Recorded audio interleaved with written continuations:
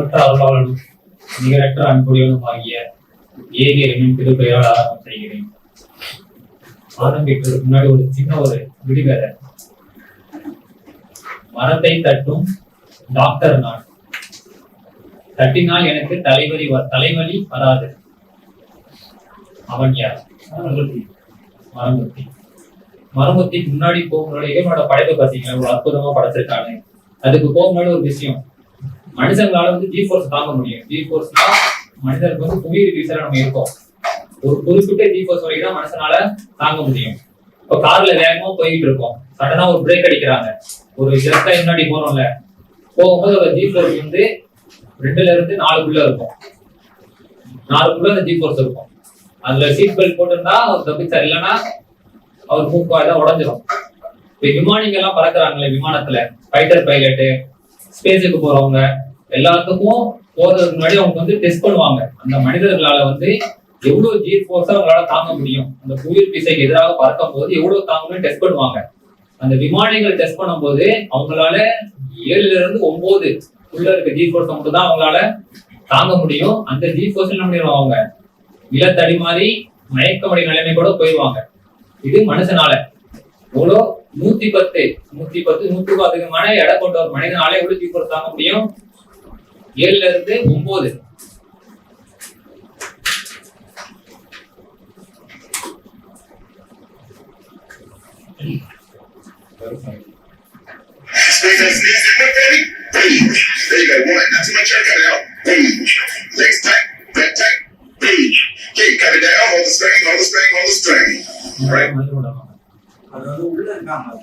உள்ள இருக்காங்க ஜி-ஃபோர்ஸ் சுத்துறது, ஃபோர்ஸ் வந்து கிரியேட் ஆகுது. எவ்வளவு 7 தான் கிடைச்சதில்ல, 7 8 தான் மனுஷனால.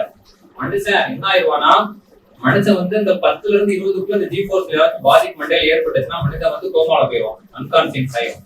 ஏன்னா மனிதனோட படைப்பு இறைவன் நம்பிப்பட்டிருக்கான். இவ்வளவு பிரம்மாண்டமாக மனிதன் படைச்சாலும் என்ன பண்ணிருக்கான் இறைவன்.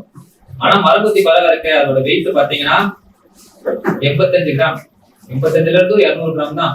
அதால எவ்வளவு ஜி-ஃபோர்ஸ் தாங்க முடியும்னு நீங்க நினைக்கிறீங்க? மரத்தை கொத்துதுல வேகமா போய் குத்தி மரத்தையே உடைக்குது, கூடு கட்டுது, எவ்வளவு தாங்க முடியும்னு எதிர்பார்க்கறீங்க? எவ்வளவு இருக்கும் அதோட வேகம்?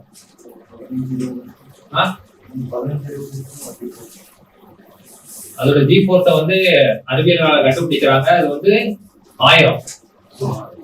மனிதனை விட 20 மடங்கு அதிகமான ஒரு ஜி-ஃபோர்ஸ் என்ன பண்ணுது, ஒரு மரங்கொத்தி பறவை வந்து என்ன பண்ணுது, மரத்தை கொட்டும் போது அது யூஸ் பண்ணுது. அது 1 மணி நேரத்துக்கு 20 கிலோமீட்டர் வேகத்துல கொத்துது. மனிதன் எந்த பொருளை படைச்சாலும், ஒரு மண்வெட்டியை நம்ம படைச்சாலும், ஒரு கோடாலியே படைச்சாலும் என்ன பண்ணுவோம், வெட்ட என்ன ஆகுது, கூர்மை இழந்து போய் என்ன பண்ணுவோம், திருப்பி போய் என்ன பண்ணுவோம், ஷாப் ஆகுறதுக்கு சாணம் பிடிப்போம். ஆனா இவனோட படைப்பை பார்த்தீங்களா, அது மரத்தை கொத்துது, ஆனா அதுல இருந்து என்ன பண்ணுது, எந்த வித சாணமும் பிடிக்கல. இறைவனோட படைப்பு இப்படிப்பட்ட இறைவன் ஒருவனா இருக்க முடியுமா, பல பேரா இருக்க முடியுமா? இது தானா வந்திருக்குமா, ஒருத்தரால வடிவமைக்கப்பட்டிருக்குமா? ஏன்னா அதோட உள்ளுறுப்பு இருக்குல்ல, ஒரு படைப்பு என்னத்தை பார்த்தா தெரியும்ல, இந்த படைப்பினுக்கு பின்னாடி ஒரு பெரிய ஒரு கிரியேட்டர் இருப்பாரு, ஒரு படைப்பாளர் வந்து இருந்தா. அந்த டிசைன் இருக்குல்ல, அது கொத்துது, அந்த ஃபோர்ஸ் 7% நம்மளால தாங்க முடியாது. அது எவ்வளவு கொத்துது, 1000 ஜி-ஃபோர்ஸ் வேகத்துக்கு என்ன பண்ணுது, தலையை வந்து கொத்துது. அதை ஏன் டாக்டர்னு சொன்னா, வர விஷயத்துக்கு மரங்கொத்தி ஏன் டாக்டர் சொன்னா, மரங்கொத்தி வந்து மரத்தை தட்டி பார்க்கும், தட்டி பார்த்து அதை உடைச்சு அதுக்குள்ள இருக்க பூச்சிகளை தான் உணவா சாப்பிடும்.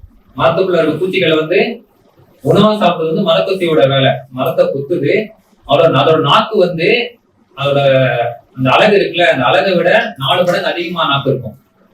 உடம்போட நம்ம நாக்கு எவ்வளவு சைஸ் இருக்கும், இருக்குமா? தன்னுடைய வாயை விட அதோட நாக்கு என்ன இருக்கும், 3 மடங்கு அதிகமா இருக்கும். அது தலைக்குள்ள இருந்து ஒரு ஸ்பாஞ்ச் மாதிரி வரும். இறைவன் எப்படி அந்த போர்ஸை தாங்குற அளவுக்கான வலிமை வந்து படைச்சிருக்கான்.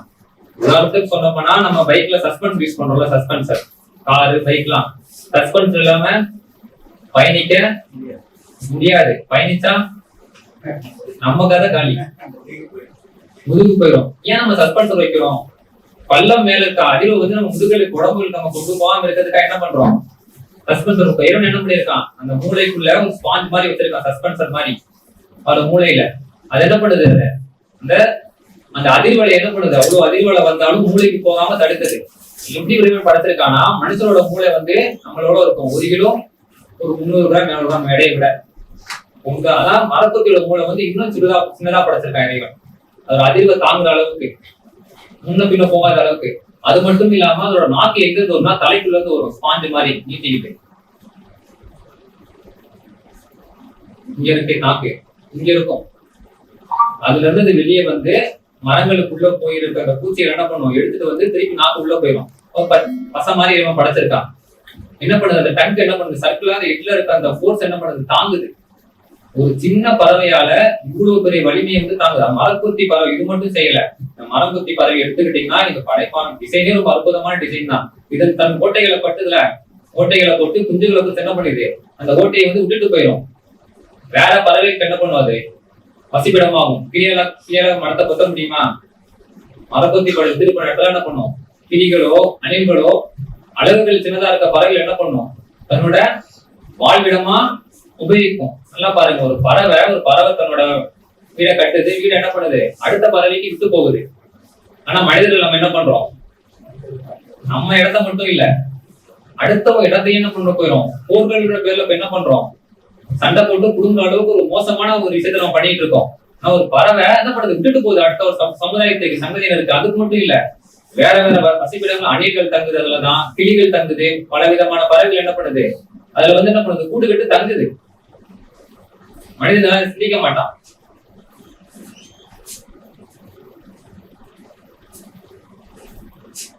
இப்படிதான் இருக்கும் அதோட ஸ்கல். அதோட மண்டை ஓடு இருக்குல்ல, மிக ஸ்ட்ராங்கான ஒரு இதுல வந்து படைச்சிருக்கா. ரொம்ப ஸ்ட்ராங்கான இதுல இருக்கும் மண்டை ஓடு. நம்ம நார்மல் மண்டை ஓட விட அதோட மண்டை ஓடு வந்து 10 இருந்து 20 மடங்கு வலிமையான இதுல வந்து இறைவன் படைச்சிருக்கான். அதோட நாக்கு எங்க இருந்து வருதுன்னா, மண்டை ஓட்டுக்கு மேல் நாக்குல இருந்து ஸ்பாஞ்சு மாதிரி ரெட் கலர்ல தெரியுதா, இதுதான் அந்த மரங்குத்தி பறவையோட நாக்கு. அது நாக்கை நீட்டும் போது அழகை விட 3 மடங்கு அதிகமான நாக்கு என்ன பண்ணும், மண்டையில இருந்து ஸ்பாஞ்சு மாதிரி வந்து வெளியே போகும். இது மட்டும் இல்லாம இப்ப மருந்து நம்மளால வந்து ஒரு கண்ணாடி படம் வெல்டிங் பண்ண முடியுமா? மனிதன் வெல்டிங் பண்றான், ஏதோ ஒரு பொருளை வந்து சிராய்க்கக்கூடிய பொருள் வந்து உடைக்கிறான். கண்ணாடி படம் பண்ண முடியுமா மனிதனால? பண்ண முடியாது. மனிதன் பாதுகாப்பு கண்ணாடி படணும். இறைவன் எப்படி அதை படைச்சிருக்கானா, அது கொத்தும் போது தானா ஒரு திரை வெள்ளை கலர்ல வந்து என்ன பண்ணும், கண்ணை வந்து ஆட்டோமேட்டிக்கா மூடும். அந்த மூடனால அவர் கொத்துற அதாவது கருப்பான திற மூடாது, வெள்ளை கலர்ல ஒரு திற மாதிரி வரும் அவர் கண்ணுக்கு நடுவுல. கொத்துற வேகத்துல டக்குனு திற மாதிரி வந்து மூடிட்டு என்ன பண்ணும், அதாவது போயிடும். அந்த பிசிறு படாம இருக்கிறதுக்காக என்ன பண்ணிருக்கா இறைவன், ஒவ்வொன்றையும் பார்த்து என்ன பண்ணிருக்கான், தேவைக்கு ஏற்ப ஒவ்வொரு படைப்பையும் என்ன பண்ணிருக்கா இறைவன் வந்து படைச்சிருக்கான். இதுதான் சொல்லியிருக்கா. இறைவன் சொல்றான், இறைவன் யாருன்னு என்ன பண்ண முடியும், இறைவன் படைப்பை பார்த்தே இறைவனை பத்தி அறிஞ்சிக்க முடியும். எந்த படைப்பை நீங்க ஆய்வு பண்ணி எடுத்துட்டு போனாலும் போய் நிக்கிற இடம் என்ன பண்ணும், பல பேர்கிட்ட போய் நிக்காது, ஒருத்தகிட்ட தான் போய் நிற்கும். இவ்வளவு வலிமையான இந்த ஒரு பறவை, இந்த பறவை இருக்கு. இந்த மரங்குத்தி பறவை வந்து சமீப காலமாக நீங்க வந்து சிட்டிக்குள்ள பாத்துருக்க முடியாது. நான் சின்ன வயசுல பாத்திருக்கேன். நம்ம எப்ப இது நகரமா மாக்கப்பட்டுச்சோ, இந்த பறவை மட்டும் இல்ல, பல பறவைகள் வந்து இந்த இடத்தோட காலி பண்ணியே போயிருச்சு. அதோட வாழ்விடம் எல்லாம் சிட்டுக்குருவி, மைனா, மரங்கொத்தி. ஏன்னா காலையில எந்திரிக்கும் போது ஒரு சவுண்டு கேட்கும் எப்பயுமே பஜட் டைம்ல. ஊர் டைம்ல என்னமோ கேட்கும், 4 மணிக்கு 5 மணி கத்த ஆரம்பிச்சிடும் மைனாவோட சவுண்டு. இப்ப நீங்க கேட்க முடியாது, வெறும் கார் சவுண்டு பஸ் சவுண்டு தான் கேட்க முடியும். ஆக இதோட வாழ்விடம் அப்படி இல்லை, இதோட தேவன் படைச்சிருக்கான். இது வந்து மிகப்பெரிய சமுதாயம், ஒரு மரத்துக்கான டாக்டரோட வேலை செய்யுது, மிகப்பெரிய இந்த விவசாயத்துக்கு என்ன பண்ணுது, ஒரு பங்களிப்பும் செய்யுது. பல இடங்கள் மரங்கள் வளர்றதுக்கான மதனங்கள் சேர்க்க என்ன பண்ணுது, ஒரு சின்ன ஒரு பறவை வந்து மிகப்பெரிய ஒரு சுற்றுச்சூழலை வந்து அரங்கணிச்சு பாதுகாக்குது. இதான் இறைவன் திருமறை திருப்பால சொல்லி காட்டுறான். நீங்க மேல பறக்க வேண்டிய பறவைகள் நீங்க பார்க்கவில்லையா, அத இறைவனை தவிர யாரு தாங்கி பிடிக்கிறாங்கன்னு சொல்லி. இதுதான் அதோட டக்கு, நாக்கு கூர்மையா இருக்கும், அழகுகளோட இருக்கும். அந்த ஒரு ஸ்பெஷல் வருதுல ஒரு போர்ஸ், அது சஸ்பென்ஷன் மாதிரி. அந்த போர்ஸ் என்ன பண்ணும்னா உடம்பு ஃபுல்லா திருப்பி என்ன கொண்டு போகும்.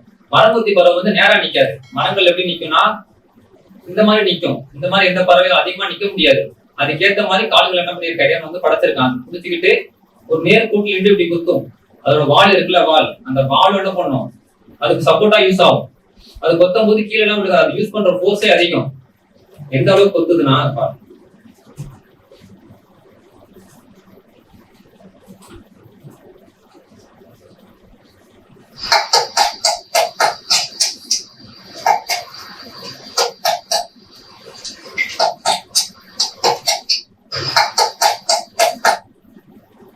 இவ்வளவு வேகமா ஒரு மரத்தை கொத்தி படைக்குது. ஆனா அது கீழே விழுகல.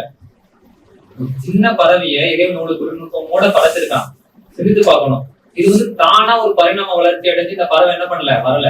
ஆரம்பத்துல இப்படி படைக்கப்பட்டிருக்கும், அப்படிதான் இருக்கு. இப்ப என்ன பண்ணிருக்கு, அது அப்படிதான் இருக்கு. இதுக்கப்புறம் என்ன பண்ணும், தன் பரிணாம வளர்ச்சியில நாக்கு பெருசாகிறதோ இல்ல அதுக்கான வேற என்ன டெக்னிக் யூஸ் பண்ண எதுவுமே கிடையாது. ஆக நல்லா புரிஞ்சு எவால்வேஷனே கிடையாது. இது படைச்ச இறைவனால ஒருத்தனால என்ன பண்ண முடியும், படைச்சிருக்கோம், படைக்கப்பட்டிருக்கு. மனிதர்கள் நம்ம தான் என்ன பண்றோம், பிற மனிதர்கள் என்ன பண்றோம், இறைவன் ஆக்குறோம். பிற மனிதர்களை இறைவனாக்கி இறைவனோட அந்தஸ்து என்ன பண்ணிருக்கோம், கொண்டு போய் சேர்க்கிறோம். ஆனா ஒரு பறவை பலவிதமான வலிமை மிக்க பறவைகள் தான் என்ன பண்ணுது, ஒரு பறவை இன்னொரு பறவை என்ன பண்ணாது, வணங்காது. அது அதோட வேலைதான் செய்யும். மனிதன் என்ன பண்றான், மரங்களையோ ரோட்ல போற கல்லையோ, இன்னும் சொல்ல போனா இந்த கிலோமீட்டர் பாகத்துக்காக வச்சிருப்பாங்க தெரியுமா, அந்த கல்லையை என்ன பண்ணிட்டான், மைல்ஸ்டோனைய இறைவனா ஆக்கக்கூடிய இடத்துக்கு போயிட்டான் துணையை சுத்தி. அந்த அளவுக்கு மனிதன் என்ன பண்றான், ஒரு முட்டாள்தனமான ஒரு இதை போறான். ஆனா படைப்பாளன் பாருங்களேன், ஒவ்வொரு படைப்பையும் எப்படி தன் நுணுக்கமாக படைச்சிருக்க. இறைவன் தன் திருமலை தான் சொல்லி காட்டுறான். குழுக்கு அல்லாஹ் அக்கது, இறைவன் ஒருவன் தான், அல்லாஹு சமர், அவனுக்கு நிகராக யாரும் இல்லை, அவன் யாரும் பெறவும் இல்லை, அவன் யாராலும் பெறப்படவும் இல்லை. நீங்க என்னதான் இந்த பறவைகளை நீங்க குடித்து வச்சு இவ்வளவு அழகா இருக்கு, இவ்வளவு கொத்துதே, இதை இறைவனாக்கமா அந்த பறவை அடுத்த வருஷம் பறந்தே போயிடும். குடுத்து வச்சு நீ நாம பண்ற இவ்வளவு வேலை பண்ற, இதான் என்னோட இறைவனா இருப்ப குடுத்து வச்சு அடுத்த சொல்ல பண்ணாது, அவனே கூட்டிட்டு பறந்து போயிடும். ஏன்னா அதோட வேலையை செய்யுது. அது படைச்ச இறைவனுக்கு என்ன பண்ணாது, எப்பயுமே மாறு செய்யாது, இணை வைக்காது, நிகராக யாரையும் ஆக்காது. அதோட வேலையை அது செய்யுது. அது கொடுக்கப்பட்ட வேலைய அது வந்து கச்சிதமா செய்யுது. மனிதர்கள் நம்ம தான் என்ன பண்றோம், படைச்ச இறைவனுக்கு மாறு செய்யக்கூடியவனா இருக்கும். எந்த அளவுக்குன்னா படைச்ச இறைவனுக்கு நிகராக வேற ஒருத்தரை வைக்கிறோம். ஒரு மனுஷனை நிகராக என்ன பண்றோம், அவரும் இறந்து போறாரு. அவரோட உடம்பு என்ன பண்றது, மண்ணுக்குள்ள போய் சூடாகி ஒரு 35 ஒரு வருஷத்தை என்ன பண்ணாத போடு அடையாளம் தெரியாம போயிடுவாரு. அவரும் உள்ள போறாரு.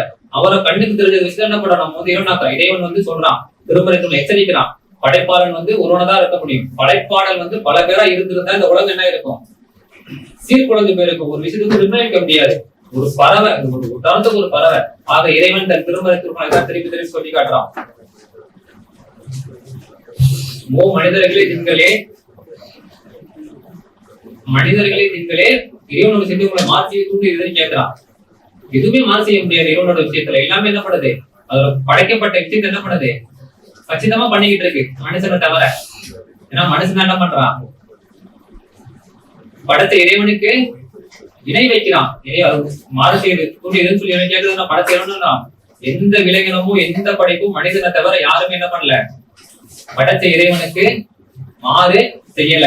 மனிதன் மட்டும்தான் படைச்ச இறைவனுக்கு எந்த அளவுக்கு மாறு செய்யறானா, தன்னோட படைச்ச இறைவனோட இடத்துல வந்து பலகீனமான ஒரு விஷயத்த வைக்கிறான். அது படைச்ச இறைவன் எப்படி அதை ஏத்துப்பான், நம்மளே நம்மளை ஏத்துக்க முடியுமா? என் கிட்ட வந்து ஒரு தந்தை இல்லப்பா தந்தைன்னு சொன்னா ஏத்துக்க முடியுமா, இல்ல உங்களால ஏத்துக்க முடியுமா? ஏன் ஏத்துக்க முடியாது? அது அறிவியல் ரீதியாகவும் சரி உண்மை ரீதியாகவும் சரி விதம் பண்ண முடியாது, வாய்ப்பே இல்லை. ஆனா படைச்ச இறைவன் நம்ம சொல்றோம் ஒரு கடவுள் இல்ல பல கடவுள் சொல்லும் போது ஒரு கடவுள் படைச்சான எல்லாரையும் அவன் எந்த அளவுக்கு கோவப்படுவான், கொஞ்சம் சிந்திச்சு பார்க்கணும். ஆக இந்த திருமறை திருப்பாலை வந்து படைச்சவனை பத்தியும் படைப்பினங்களை பத்தியும் படைப்பினங்கள் எதுக்கு படைக்கப்பட்டிருக்க பத்தியும் நீங்க தெரிஞ்சுக்க விரும்பினா முஸ்லிம் அல்லாத நண்பர்களுக்கு வந்து இந்த திருக்குறான் வந்து அன்பளிப்பாக வழங்கப்படும். கீழோட நண்பருக்கு தொடர்பு கொண்டா. வாய்ப்பளித்த இறைவனுக்கு நன்றிக்குரியவனாக என்னோட உரையை முடித்துக் கொள்கிறேன். அஸ்ஸலாமு அலைக்கும்.